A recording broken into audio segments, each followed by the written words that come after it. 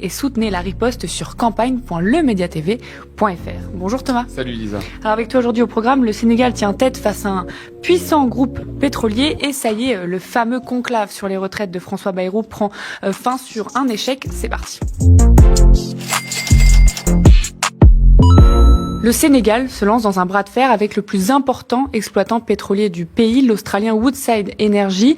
L'administration fiscale réclame 62,5 millions d'euros au groupe australien qui exploite le champ de Sangomar. Contestant tout arriéré d'impôts, celui-ci a lancé une procédure d'arbitrage international, ce que nous explique Le Monde.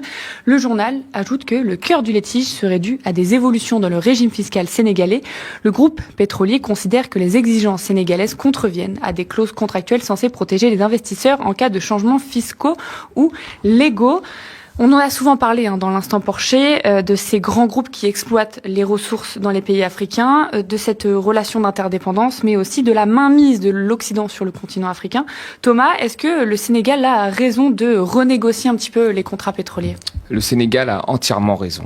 Et d'ailleurs, c'est dans son droit. On a le droit d'un moment se dire que le partage de la rente nous est trop défavorable et de vouloir renégocier des contrats. Un certain nombre de pays d'Amérique latine l'ont fait. Alors ça s'est passé de la même façon. L'Argentine, quand ils auront négocié des contrats avec des compagnies espagnoles, il y a eu effectivement de nombreux débats. Il y a eu le recours souvent aux tribunaux arbitraux, ce que va faire la compagnie, là, c'est-à-dire que elle va aller juger ça auprès des tribunaux arbitraux du CIRDI à Washington, qui eux se basent quand même uniquement sur la question de l'investissement. Alors que là, le Sénégal, il y a une volonté peut-être pour financer d'autres investissements d'avoir une plus grande part de son pétrole.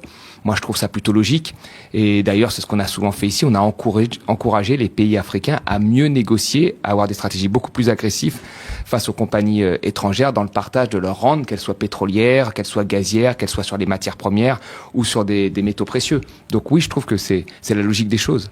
Comment ça se passe quand un pays trouve du pétrole ? Est-ce que tu peux nous rappeler un peu toutes les étapes ? C'est important de rappeler ça. C'est-à-dire que souvent, c'est une compagnie pétrolière qui indique au gouvernement d'un pays qu'il y a possiblement du pétrole sous ses terres. Alors comment ça se passe ? Soit c'est parce que à côté, dans un pays voisin, vous avez des réserves de pétrole énormes et tout indique que la géologie n'étant pas complètement différente, vous avez des chances d'en avoir dans le pays concernés, ou parfois vous êtes dans les eaux territoriales et vous êtes en train de creuser et vous arrivez à la limite des eaux territoriales et vous rentrez dans d'autres possibles eaux territoriales où là vous vous dites s'il y en a ici, pourquoi il n'y en aurait pas à côté.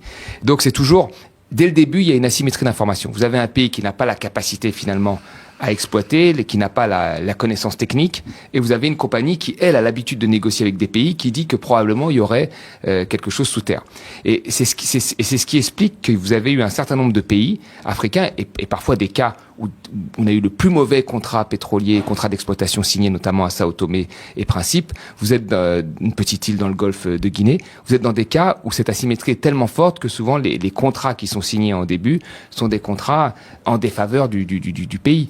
Et c'est pour ça que dans l'histoire pétrolière, un certain nombre de pays, la Libye, même les pays du Golfe ou les pays d'Amérique latine, ont renégocié, voire ont nationalisé des compagnies qui exploitaient, disant que voilà, elles voulaient récupérer beaucoup plus de leur propre pétrole qui leur appartient, qui est sous terre. Donc là, le Sénégal est une nouvelle histoire pétrolière, assez récente, et il faut que le Sénégal tienne compte de l'effet d'expérience d'un certain nombre de pays, le Congo, le Gabon, qui ont eu des contrats de partage extrêmement désavantageux pour leur pays. Et donc je trouve ça assez normal qu'ils se disent, bon maintenant, il y a un nouveau gouvernement, et on va revoir ça dans les faits, et on va demander une plus grande part de notre pétrole. Alors, la procédure lancée par le groupe pétrolier, ça peut durer des années, oui. Et Le Monde rappelle que l'État sénégalais est engagé dans une course contre la montre, surendettement, note souveraine dégradée, gel du financement du Fonds monétaire international à hauteur de 1,8 milliard de dollars ayant pour effet de suspendre d'autres financements comme ceux de l'Union européenne. Les marges de manœuvre du Sénégal, extrêmement limitées, contraignent les autorités à multiplier audits et redressements du français Eiffage au turc Souma. Beaucoup de grands groupes passent sous les fourches codines des inspecteurs des impôts. Est-ce que ça montre là dans quel étau l'Occident a placé les pays africains avec des ressources ? On le voit très bien. On les empêche de se développer et en même temps on veut quand même prendre un peu leurs ressources. Il y a un changement de gouvernement, il y a un pays qui veut mener un certain nombre de politiques économiques un peu différentes, et c'est le cas dans beaucoup d'autres pays. Il y a un appel quand même de la société civile africaine pour leur dire nous avons des choix et nous voulons les assumer et nous voulons les financer. L'Occident a fait un certain nombre de choix. Ils ont réussi à se financer parce que les institutions financières, etc., étaient à leur service. La Chine, aujourd'hui, en ne suivant pas l'exemple de l'Occident, arrive aujourd'hui à avoir une épargne et elle finance un certain nombre de projets en Afrique. Et aujourd'hui, les pays africains disent oui, nous aussi on va avoir, mais on voit bien la pression après, la réaction, c'est-à-dire que les institutions financières ne jouent pas leur jeu. Nous, on peut lever des milliards très facilement.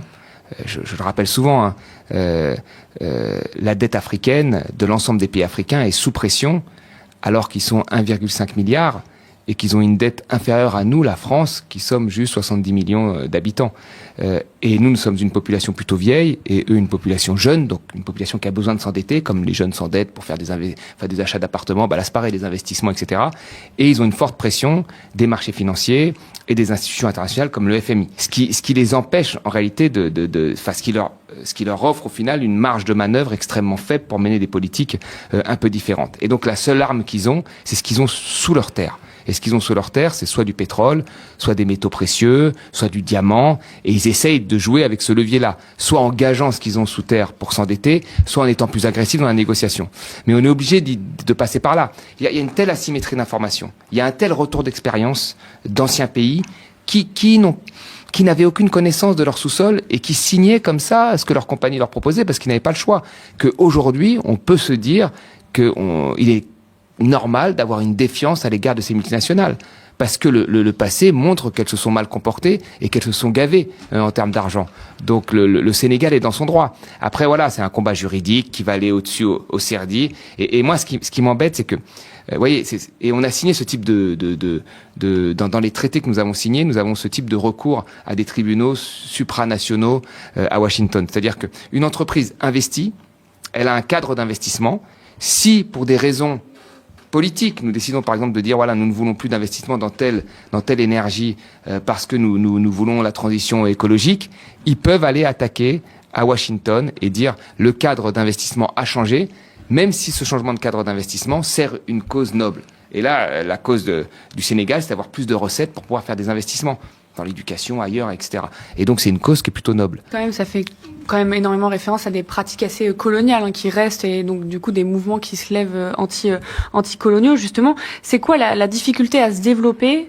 Tu t'as un peu répondu, mais c'est quoi la difficulté à se développer quand on a une économie qui est comme ça très dépendante du pétrole ou d'une autre ressource ? Quand on a une matière première, en fait, la première chose, c'est que la matière première est déterminée sur les marchés internationaux. Quand vous êtes l'Arabie Saoudite, vous avez un poids sur le marché international, sur le pétrole, pour avoir une influence sur le prix. Quand vous êtes la Russie, c'est pareil. Quand vous êtes un pays comme le Congo, le Gabon, même le Sénégal, ce que vous produisez en termes de pétrole, c'est rien au niveau mondial. Donc vous subissez les prix. Et ces prix peuvent être très volatiles. Pendant le Covid, on a eu des prix à 0. Donc quand les prix sont à 100, vous avez une meilleure rentrée. Quand les prix descendent, vous avez des faibles rentrées. Par exemple, sur un pays comme le Congo, $1 en moins, c'est 100 millions de rentrées en moins en une année. $1 sur le pétrole en moins. Donc oui, 2-3 $, vous multipliez ensuite. Et donc ça fait des pertes énormes. Donc ils produisent un bien dont ils ne maîtrisent pas le prix. C'est quand même dingue. Alors que quand vous produisez un bien, normalement, vous savez quel est le coût et vous maîtrisez le prix, c'est vous qui le fixez. Là, ils ne maîtrisent pas le prix. Ils ne maîtrisent pas les volumes de production. Parce que parfois, quand le prix baisse, on peut produire plus. Ils ne maîtrisent pas les volumes parce que ce sont les compagnies pétrolières qui sont privées qui produisent. Donc, quand les prix baissent, elles peuvent décider de produire un peu moins. Et puis, elles peuvent produire plus quand les prix augmentent. Donc, ils ne maîtrisent pas les volumes. Et ensuite, les contrats de partage de ce qu'ils produisent, le partage entre la compagnie et l'État, dépend principalement des données qui ont été fixées sur la rentabilité, sur les volumes qu'on peut sortir, sur la durée de vie du gisement, des données qui ont été données par les compagnies pétrolières.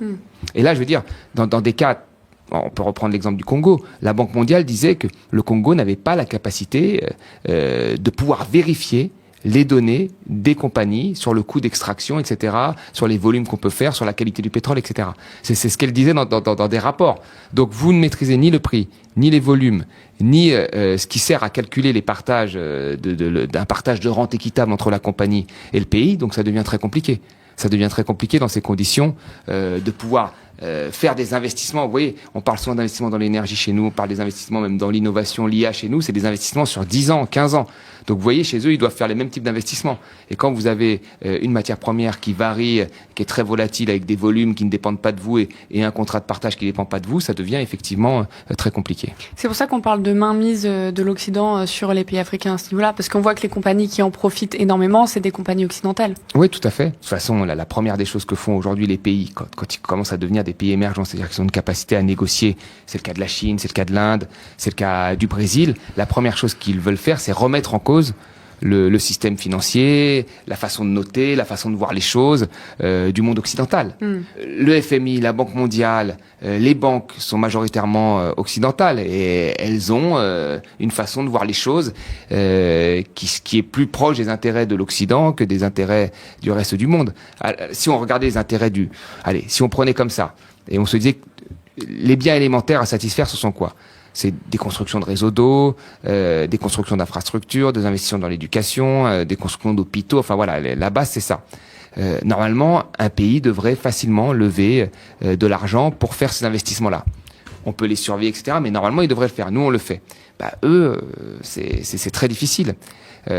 Si le FMI leur donne des dotations qui sont plutôt faibles pour faire ça, de l'autre côté, on leur demande d'ouvrir, de dérouler le tapis rouge aux multinationales privées, de se concentrer sur l'export parce que ce qu'ils exportent nous sert à nous, et ainsi de suite. Donc c'est dans un cadre qui a été fixé par d'autres pays et notamment les pays riches, c'est très compliqué aujourd'hui de se développer. Ça crée un échange inégal. Voilà.